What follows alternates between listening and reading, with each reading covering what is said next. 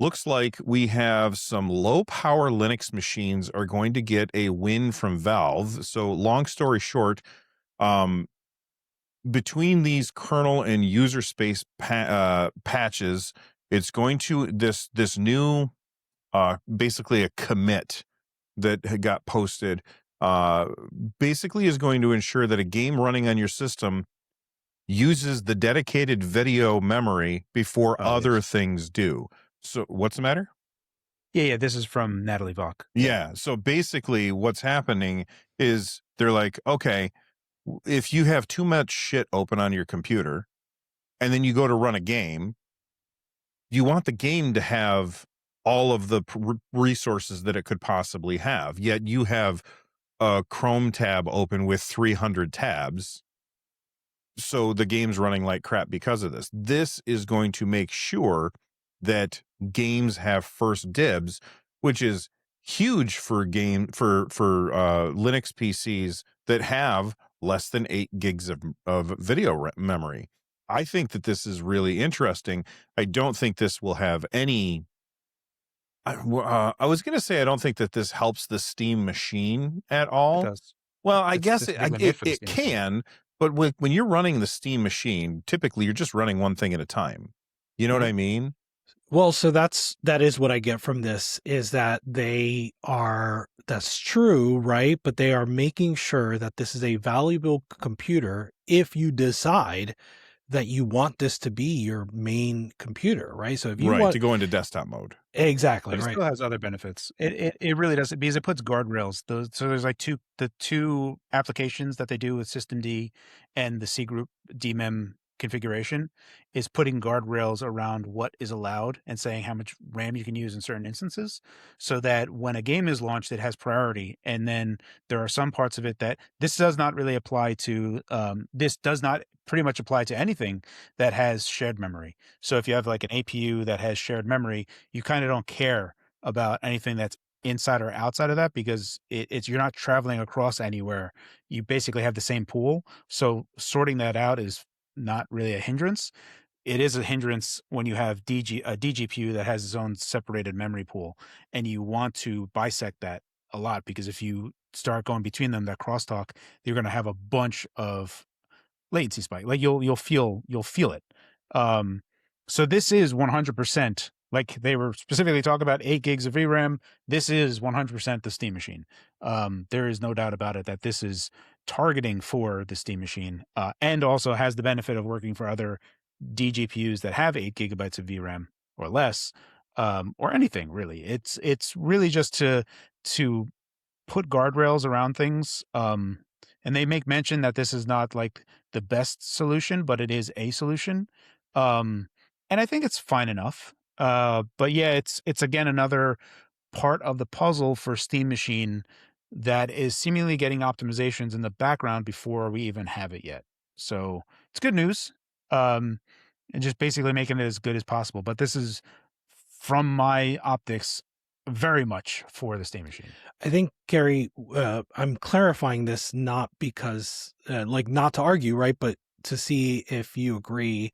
I think what Bill was saying is that, like, it may not help you if you're using the Steam machine like 95% of people use the Steam Deck, which is like in gaming mode with one game running and no other like browsers and stuff Yeah, like that's that. what I was saying. Yeah, I still think you're going to find benefit from it. that's what I was because looking you're for. going to, Okay, I didn't know that. yeah. So like, when you're going through the Steam interface and you have the Steam web helper, like all that other stuff that is Right, going right. to VRAM, right? Like just browsing Steam itself is going to impact Oh, this. yeah. You know what I mean? Yep, yep. So like you have that game mode and you're in there, but it is still using that, right? So it's like, yeah, it applies at all times. Don't think about it. It's like, oh, I'm only gonna be playing games on the Steam machine. This will 100%. This is, you know, really like extracting like tiny gains out of this. Yeah. But it's really trying, it's like, oh crap, we're having problems here. Like, how do we make sure that we're really just making sure whatever this game is just for this? And it's, like how they mentioned the GTT memory, the GTT side of it, where it can be in shared memory, and game developers decide that, right? They're like, actually, this pool of memory can be in system RAM because we don't need this to be in VRAM. and they specifically called it out, and it looks really good from just the blog post alone. So I don't think about it as just desktop use and other stuff, but think about it as just browsing the Steam store and it's loading stuff and not discarding that until it's too late, and then it's kind of mixing and matching. So this very much does put guardrails, saying this is the game, this is how much RAM it's going to need, everything else gets evicted, and it's going to be better overall. Where they're coming from is maybe this small gain makes something actually playable, where they were having problems before. So it may seem like a small change, and it's really like, threading the needle of how much they can get out of it, but that is what it is. Like, we've been speculating for a long time. As soon as we found out that the Steam machine was limited to 8 gigs of VRAM, there's been lots of speculation that Valve has some kind of secret sauce that they've got packed away that we don't know about yet. Because when we found out it was 8 gigs of VRAM, the immediate reaction from everybody, myself included, was 8 gigs of VRAM? Really? Like, you could have gone with 12 or 16, please. Good God. 8 gigs is too little. And then we've all got fingers crossed that there's some secret sauce that Valve has that's going to make 8 gigs of VRAM okay. Right. Yeah. So, yeah, this is not really secret sauce. This is just really designing the house as well and optimal as possible. Yeah. Secret sauce would be like the int 8 stuff that they're doing on RDNA 3 to do FSR4, but then taking that a next step to also do like neural texture compression.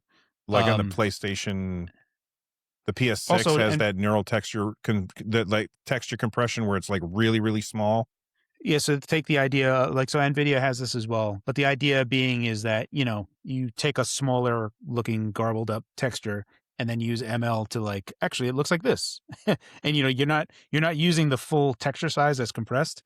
I find this whole thing kind of weird because we have never really aligned on texture compression. Like ASTSC texture compression was like one of the few that was like cross vendor texture compression. But you look at all the different GPUs and they all have different texture compression stuff.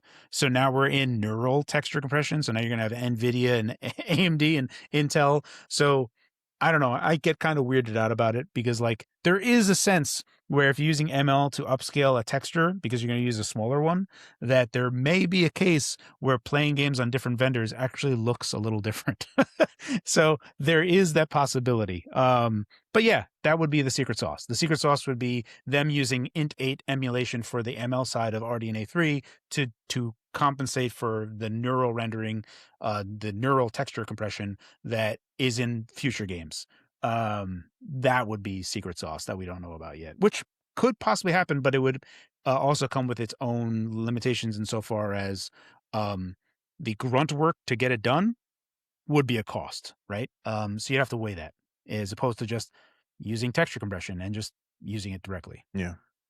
Russ, you do a lot of mini PC reviews and stuff like that. This could be huge for the results that you're going to be getting on those. What do you think? Yeah, I think it's just another sign of the times, that we're looking to do more with less. And I was reading through the blog post earlier, and yeah, it sounds good. Like I like this idea. I'm working on a video right now where I'm trying to create a couple different Steam machines and then just see how they go. Like a mini PC that doesn't have its own graphics card, one that has a similar setup to the actual Steam machine, stuff like that. And yeah, it'll be really interesting if they're able to squeeze more performance out of a dedicated device like that. And that's one of the nice things about the Steam machine in particular is that they are targeting specifically performance to one box as opposed to all the boxes. Granted, the idea is that, SteamOS and this Steam machine concept could be put on other devices, much like how they said that we could put SteamOS on every handheld. So yes, I can see that happening in the future, but no, I do like the fact that they are actually focusing in on what they can do for the Steam machine in particular, and then how that will expand to everybody else afterwards. Very cool. All right. Well, let us know what you guys think of this low power Linux boost. Do you think that this has something to do with Steam machine, or do you think Valve is just trying to cater to as many people with as many, different configurations as possible. Let us know in the comments down below. This was just a small part of my podcast, the Nerd Nest podcast. And if you enjoyed it, then do me a favor and click on that like button down below. And if you really enjoyed it, then I think you should check out the link in the description down below the like button. It's going to take you to the full podcast so you can check out the entire conversation and a whole lot more. If that sounds good, I hope to see you over there. Stay rad, and thanks for watching.